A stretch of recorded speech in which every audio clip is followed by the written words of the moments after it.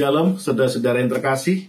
Kembali berjumpa dalam ibadah hari Minggu tanggal 8 Agustus 2021 di GKJ Kota Gede. Dan mari sebelum kita bersama memasuki ibadah ini, kita mengkhususkan diri kita, waktu kita dengan bersama mengaku dalam hati kita masing-masing yang demikian, bahwa ibadah ini dilaksanakan di dalam nama Allah Bapa, Putra, dan Roh Kudus. Kasih karunia dan damai sejahtera dari Allah Bapa, Putra, dan Roh Kudus ada pada saudara-saudara sekalian. Amin. Saudara-saudara terkasih, kita akan bersama memulai ibadah kita di saat ini dengan bersama memuji nama Tuhan melalui pujian jemaat dari PKJ 216, baitnya yang pertama dan yang kedua, berlimpah sukacita di hatiku.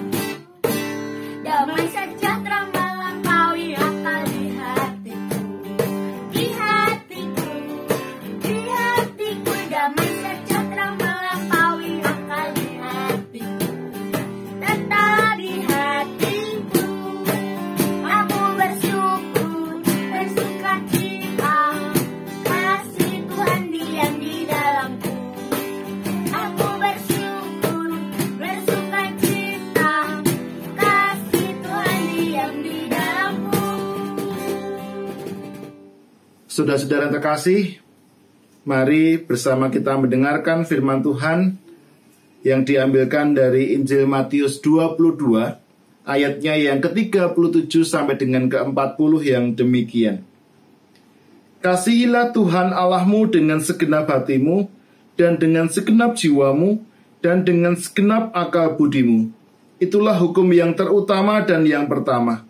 Dan hukum yang kedua yang sama dengan itu ialah, kasihilah sesamamu manusia seperti dirimu sendiri. Pada kedua hukum inilah tergantung seluruh hukum Taurat dan kitab para nabi. Saudara-saudara terkasih, mari bersama kita merasakan firman Tuhan ini dengan doa secara pribadi. Mari kita berdoa.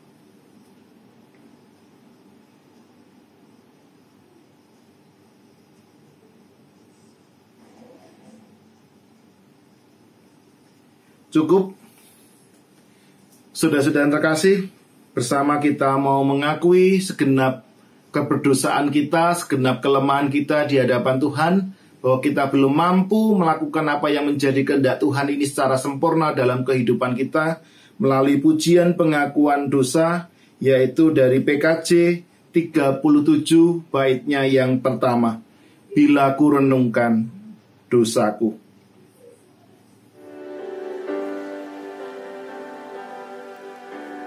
Bila ku renung dosaku padamu Tuhan, yang berulang ku lakukan di hadapanmu. Kasih sayangmu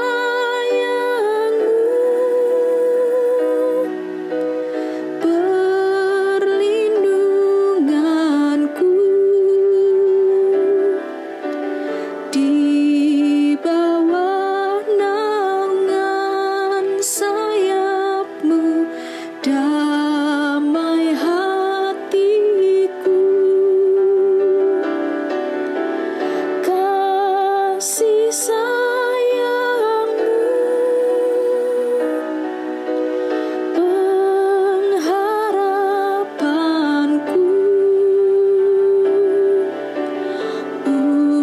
usapan kasih setiamu selalu ku rindu.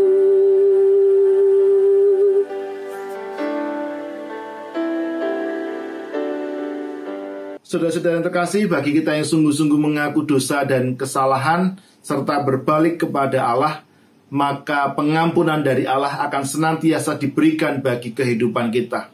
Oleh karena itu, saat ini terimalah berita anugerah yang diambilkan dari Yohanes 17 ayatnya yang ke-22 sampai dengan 23 yang demikian. Dan aku telah memberikan kepada mereka kemuliaan yang engkau berikan kepadaku, supaya mereka menjadi satu.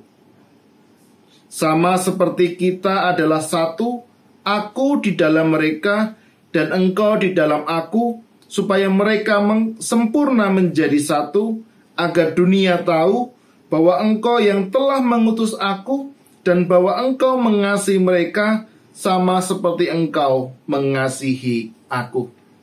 Demikian berita anugerah yang boleh kita terima di saat ini. Adapun petunjuk hidup baru diambilkan dari Galatia 5 ayatnya yang pertama yang demikian. Supaya kita sungguh-sungguh merdeka, Kristus telah memerdekakan kita.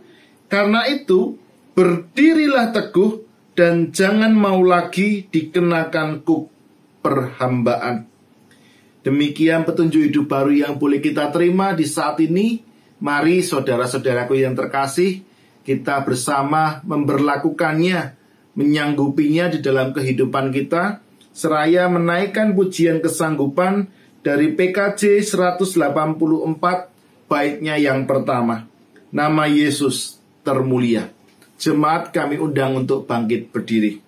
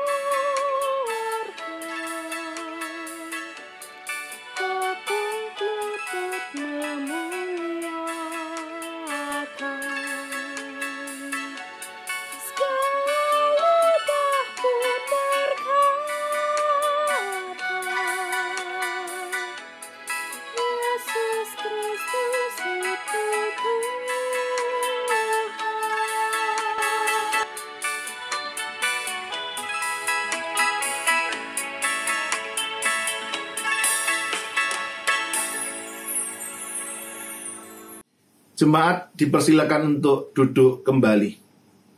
Saudara-saudara terkasih, kita akan bersama mendengarkan firman Tuhan sebagai sumber kekuatan dan penghiburan dalam kehidupan kita.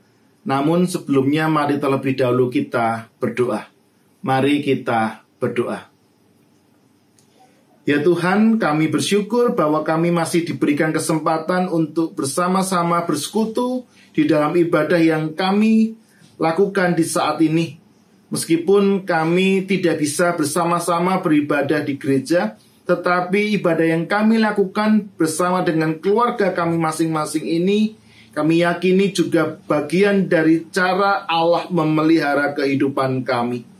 Oleh karena itu kami mohon berkat-Mu ya Tuhan, supaya ibadah ini boleh menjadi berkat bagi kehidupan kami, boleh menjadikan kekuatan penghiburan dalam kehidupan kami, sehingga hidup kami dibangun dan seturut dengan kehendak Tuhan. Berkati kami dengan segala keringkihan dan keterbatasan kami, kuat kuasa-Mu melalui karya Roh Kudus memampukan kami untuk memahami kehendak-Mu dan melakukannya dalam kehidupan sehari-hari. Kami juga mohon berkat-Mu untuk hamba-Mu yang hendak menyampaikan sabda firman Tuhan. Urapi dengan kuasa Roh Kudus-Mu, Engkau sembunyikan di balik salib-Mu, sehingga apapun yang hendak hamba-Mu katakan, semuanya berasal dari kebenaran firman Tuhan sendiri. Di dalam nama Tuhan kami Yesus Kristus, kami boleh berdoa dan berserah. Amin. Saudara-saudara yang terkasih dalam Tuhan kita Yesus Kristus, saat ini kita bersama hendak mendengarkan firman Tuhan yang saat ini diambilkan dari Yohanes pasalnya yang ke-6, ayatnya yang ke-35, kemudian dilanjutkan ayat yang 41 sampai dengan 51. Yohanes 6 ayat 35 dilanjutkan ayat 41 sampai dengan 51. Tetapi saat ini hanya akan secara khusus kita baca di ayat yang ke-35 yang demikian. Kata Yesus kepada mereka, "Akulah roti hidup. Barang siapa datang kepadaku, ia tidak akan lapar lagi. Dan barang siapa percaya kepadaku, ia tidak akan haus lagi." Demikian pembacaan firman Tuhan. Yang berbahagia adalah kita yang mendengarkan dan melakukan dalam kehidupan sehari-hari. Haleluya. Saudara-saudara yang terkasih, tema kita di saat ini adalah Sang Roti Hidup, Sumber Kehidupanku. Sang Roti Hidup, Sumber Kehidupanku. Shalom saudara-saudara terkasih. Bagaimana kabar saudara hari ini? Saya berharap dan berdoa bahwa saudara senantiasa hidup dalam kasih dan pemeliharaan Tuhan. Meskipun secara kenyataan kita menghadapi situasi kehidupan yang tidak mudah dengan adanya pandemi COVID-19 ini, tetapi kami berdoa bahwa saudara-saudara senantiasa dikuatkan oleh Tuhan Yesus Kristus. Dan saat ini melalui pemberitaan firman Tuhan dengan tema kita, Sang Roti Hidup, Sumber Kehidupanku, ini menolong kita untuk semakin mampu menghayati iman kita kepada Tuhan kita, Yesus Kristus. Nah saudara-saudara yang terkasih, dalam bacaan kita saat ini khususnya di ayat 35, Tuhan Yesus menyampaikan sebuah pengakuan bahwa akulah roti hidup. Barang siapa datang kepadaku, ia tidak akan lapar lagi. Kalau kita kemudian menghayati apa toh yang dimaksud oleh Yesus dengan mengeluarkan sebuah statement atau pernyataan bahwa akulah roti hidup. Barang siapa datang kepadaku, ia tidak akan lapar lagi. Ternyata ketika saya mencoba menggumuli tentang bacaan ini dan terkhusus di ayat 35 ini, saya menemukan ada makna yang mendalam yang hendak disampaikan oleh Yesus dengan pernyataan yang tegas seperti itu. Lalu pertanyaannya adalah, apa toh makna yang boleh kita pegang untuk menjadi pegangan kita dalam kehidupan sehari-hari? Yang pertama, dengan menyatakan bahwa Yesus adalah roti hidup dan siapa yang datang kepadanya tidak akan lapar lagi, artinya Yesus mampu memenuhi kebutuhan manusia. Saudara-saudara terkasih, bahwa makan adalah kebutuhan mendasar bagi kehidupan manusia. Dan tindakan dari Yesus memberikan makan 5.000 orang dan 4.000 orang, ini menjadi bukti bagi kita semuanya bahwa Yesus tahu betul kebutuhan mendasar bagi manusia adalah tentang makanan. Yesus tidak hanya tahu, tetapi Yesus juga berkuasa untuk memberikannya kepada manusia. Bahkan cara untuk memenuhi kebutuhan manusia secara mendasar, yaitu makanan, dilakukan dengan cara yang di luar dugaan dan melebihi imajinasi kita manusia ini. Nah, kalau kemudian kita mencoba melihat apa yang dilakukan oleh Yesus ini dengan kacamata iman kita, atau dengan sudut pandang iman, kita kemudian melihat bahwa kita percaya bahwa Allah yang kita kenal melalui dan di dalam Tuhan Yesus Kristus selalu rindu untuk memberkati manusia. Allah selalu memahami kebutuhan mendasar manusia, sehingga Allah kemudian memberikan, menyediakan berkat-Nya yang selalu baru setiap pagi bagi kehidupan saudara dan saya. Dan bagi siapapun yang meminta dengan sungguh-sungguh kepada Allah, maka Allah akan memberikannya kepada mereka. Percayalah bahwa Tuhan itu tidak menutup mata kepada setiap kita yang sungguh-sungguh berharap dan memohon berkat kepada Allah. Ini yang pertama, bahwa melalui pernyataan bahwa Yesus ini adalah roti hidup dan barang siapa datang kepadanya tidak akan lapar lagi, artinya Yesus mampu memenuhi kebutuhan manusia. Nah, yang kedua, ini apa yang disampaikan oleh Yesus dengan pernyataan bahwa setiap orang yang datang kepadanya tidak akan lapar lagi, yaitu bahwa Yesus itu mampu memberikan hidup kepada manusia. Nah, pada prinsipnya kita sama-sama mengetahui kalau roti itu diperlukan untuk keperluan perut. Tetapi tidak hanya berhenti untuk keperluan perut, tetapi dengan kita bisa makan, maka kita bisa melanjutkan kehidupan kita. Tetapi memang kenyataannya roti jasmania itu memang sangat terbatas dan tidak bertahan lama. Oleh karena itu, Yesus memberikan pengajaran kepada kita semuanya bahwa manusia itu tidak hanya butuh makanan secara jasmani saja, yang serba terbatas, yang tidak bertahan lama, tetapi juga makanan rohani, yaitu melalui firman Allah yang disampaikan oleh Tuhan Yesus Kristus sebagai cara kita memenuhi kebutuhan rohani kita. Tetapi sayangnya tidak semua percaya bahwa Yesus Kristus adalah roti hidup yang mampu memberikan kehidupan yang kekal kepada manusia.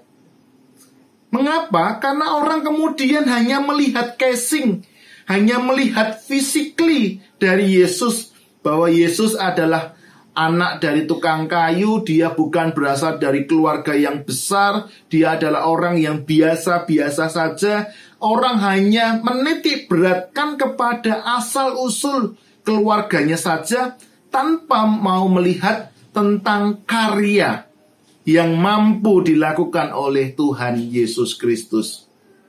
Nah, saudara-saudara yang terkasih, setiap orang yang percaya kepadanya akan memiliki kehidupan yang kekal.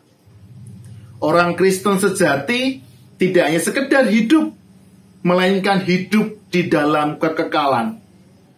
Dengan nilai hidup yang kekal, dengan tujuan yang kekal, dengan pengharapan yang tiada ujungnya, Maka orang Kristen harus memiliki kreativitas, harus memiliki daya juang, harus memiliki daya ubah yang tinggi, sehingga kemudian dirinya terus-menerus berproses supaya dia serupa dengan Kristus hari demi hari.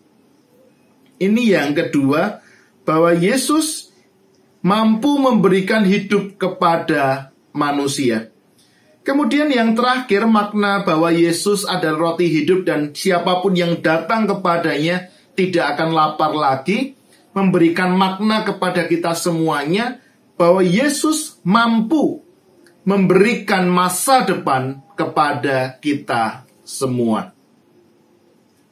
Kalau orang hanya menitik beratkan kepada roti jasmani, maka orang itu sebenarnya memiliki pengharapan yang pendek. Orang itu hanya punya pemikiran yang dangkal. Ketika rotinya habis, maka kemudian juga habislah pengharapannya, habislah keyakinannya, habislah imannya, lenyaplah bagaimana dia mempercayai Tuhan. Akan tetapi ketika kita sungguh-sungguh meyakini bahwa Yesus adalah roti surgawi, maka pengharapan yang kita miliki adalah pengharapan yang kekal. Dan di dalam diri Yesus, orang Kristen memiliki pengharapan yang tiada akan pernah ada habisnya. Karena secara iman Kristen kita mengetahui bahwa kehidupan manusia tidak hanya berhenti di sini saja, tidak berhenti di muka bumi ini saja, tetapi kehidupan itu akan terus-menerus memuncak sampai dengan kehidupan penuh dengan kekekalan di surga bersama dengan Tuhan kita, Yesus Kristus.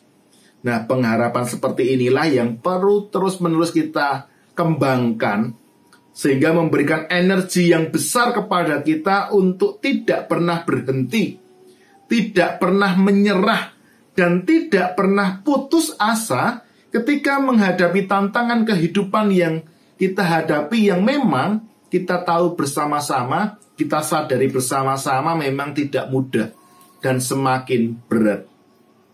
Nah, di dalam Yesus kita punya optimisme yang mampukan kita semuanya untuk boleh berjuang sampai titik darah penghabisan. Karena perjuangan kita bersama dengan Tuhan Yesus bukanlah perjuangan yang sia-sia semata. Oleh karena itu, saudara-saudaraku yang terkasih, mari kita terus jaga iman kita kepada Tuhan Yesus. Iman kepada Kristus akan memperkuat pengharapan kita akan kehidupan yang lebih baik dan kekal, serta memberikan kekuatan untuk bertahan hidup dan mengembangkan kehidupan. Dan terlebih lagi, kehadiran dan peran serta Kristus dalam kehidupan, dalam diri kita, ini akan terus-menerus membuat kita ini merasa ditopang, ditolong, dikuatkan dengan kasih, dengan kuasa, dengan kebaikan yang terus-menerus Tuhan berikan bagi kehidupan kita. Dan itu kita yakini bersama melampaui segala tantangan kehidupan kita. Ketika Yesus kita yakini sebagai roti kehidupan kita, maka sang roti kehidupan itu akan menjadi sumber kekuatan bagi kehidupan kita. Amin. Nah, saudara-saudara terkasih, kita akan berdoa secara pribadi kepada Tuhan atas perenungan firman Tuhan yang kita terima di saat ini. Saat teduh dipersilahkan.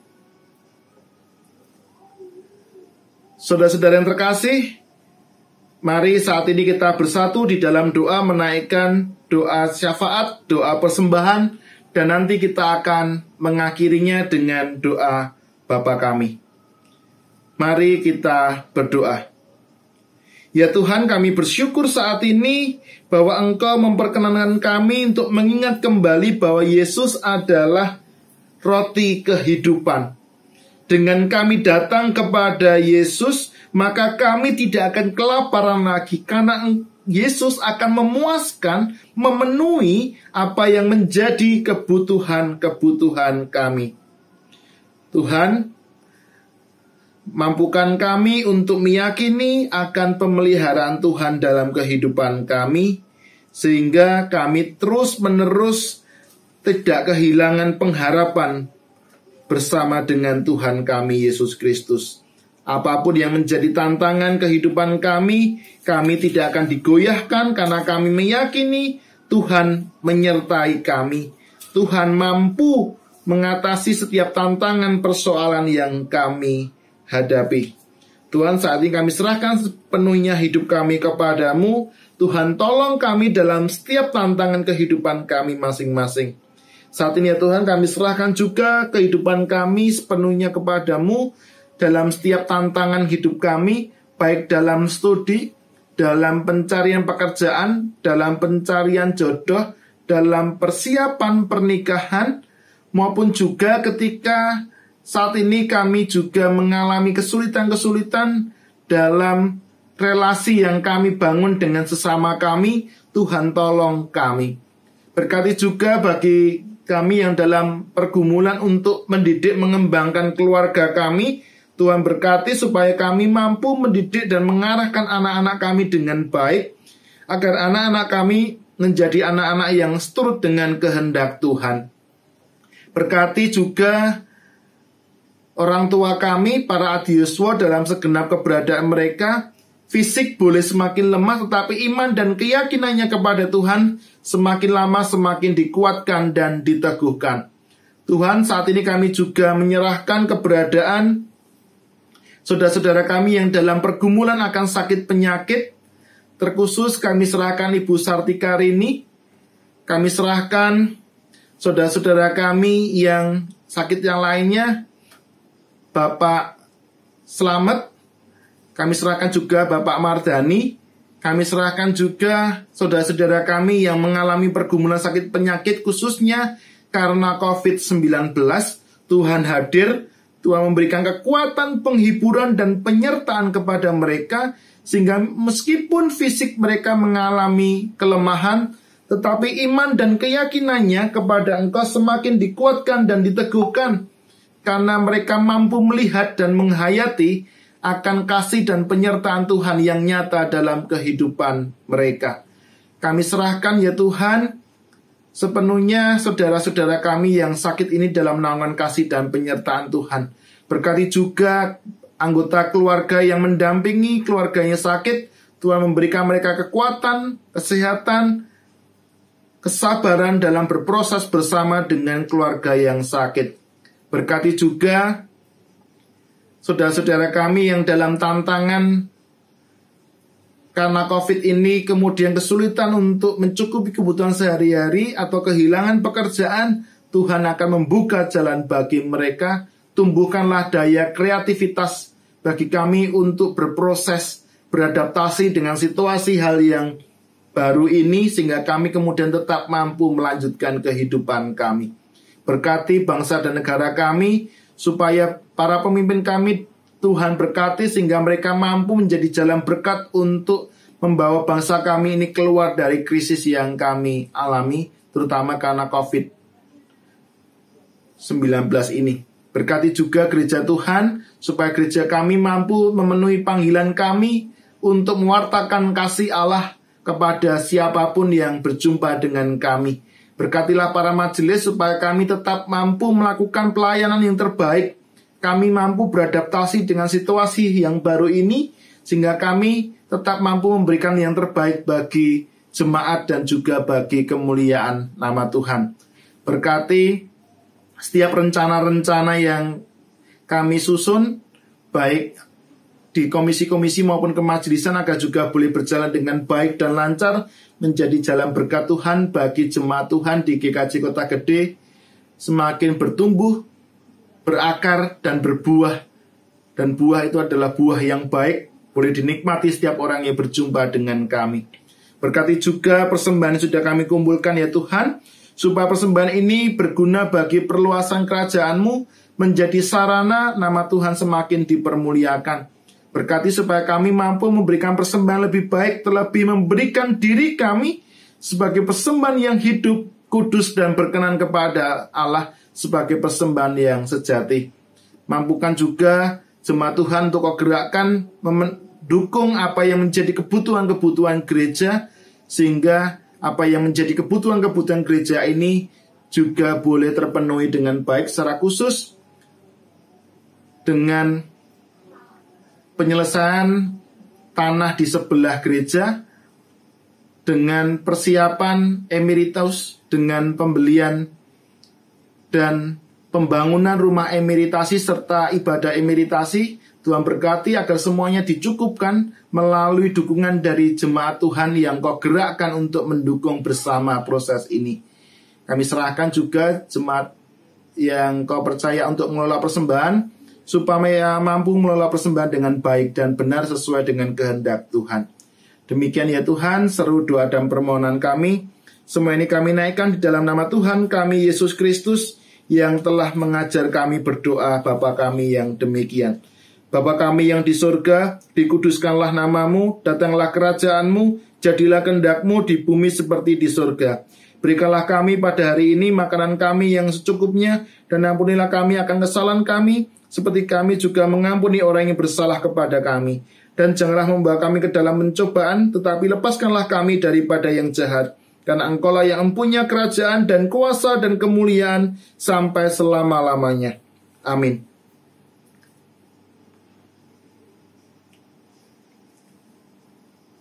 Saudara-saudara yang terkasih, kami undang untuk bangkit berdiri.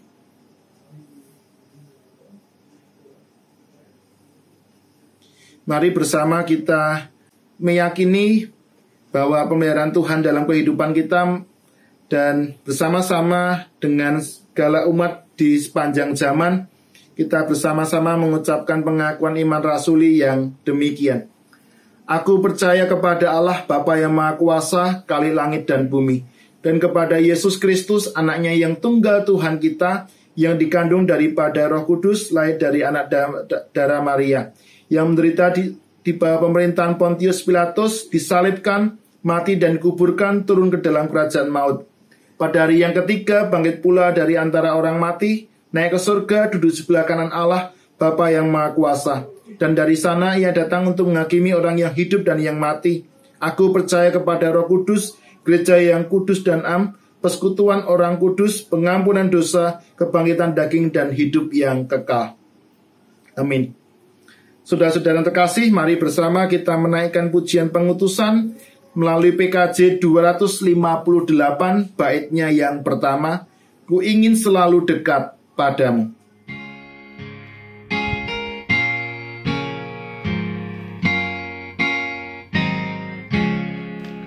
Ku ingin selalu dekat padamu,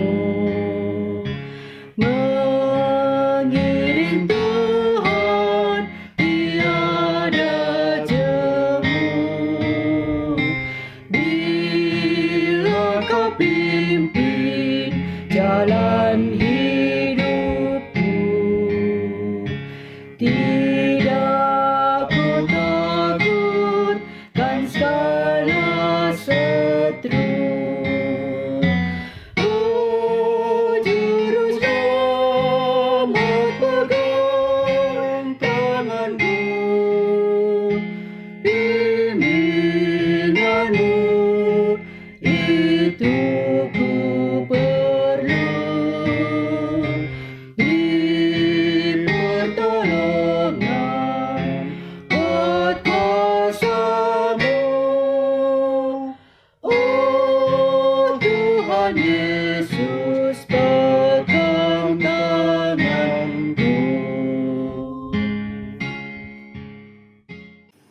Saudara-saudara yang terkasih, mari bersama kita mengakhiri ibadah ini dengan menerima berkat dari Tuhan.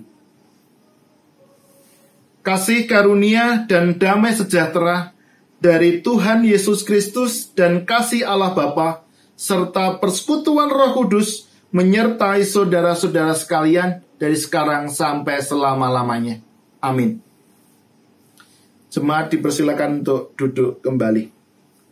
Saudara-saudara yang terkasih, ibadah saat ini boleh berakhir, tetapi pemeliharaan Tuhan di dalam kehidupan kita tidak akan pernah ada akhirnya. Selamat menjalani hari-hari ini, tetap itu ikut protokol kesehatan dengan baik, tetap jaga diri, berpikiran positif, dan kasih Tuhan melimpah menyertai saudara-saudara sekalian di sepanjang kehidupan saudara. Amin. Sampai jumpa dalam ibadah selanjutnya. Tuhan memberkati kita semuanya.